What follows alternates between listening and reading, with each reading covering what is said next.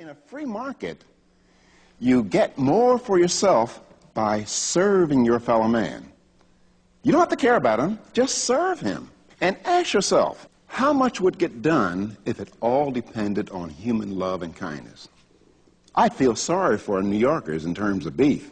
If it all depended on human love and kindness, I doubt whether you'd have one cow in New York. Probably right. Still, I don't like to admit that self-interest or greed is the motivator.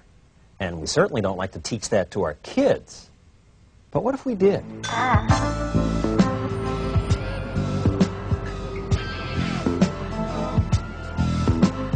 This school was once considered New York City's worst, lowest reading scores in the state. Kids assaulted teachers more than once a week. One teacher's hair was set on fire. It was around then that Steve Mariotti left his import-export business to teach here. What's 40 plus 20? At first, he says, he was a horrible teacher. I lost control of my classes. A kid got me in a headlock, rubbing my head. In desperation, he asked the kids, "Why are you doing this to me?" One kid said, "We did it because we just can't stand you. You are boring." And I said, "Well, was there ever a time when I was a good teacher, when I touched you or taught you something that had any value?"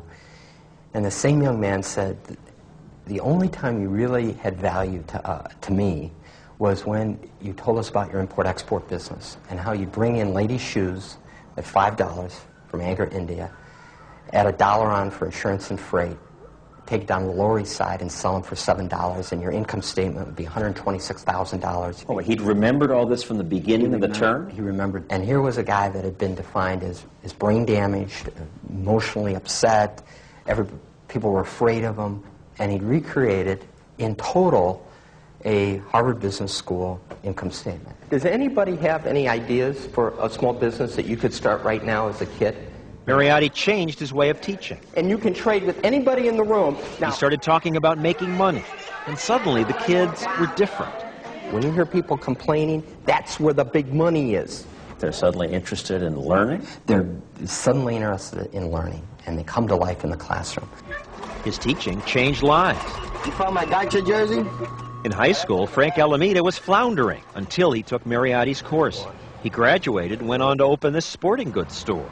Now he employs 6 people from his old neighborhood.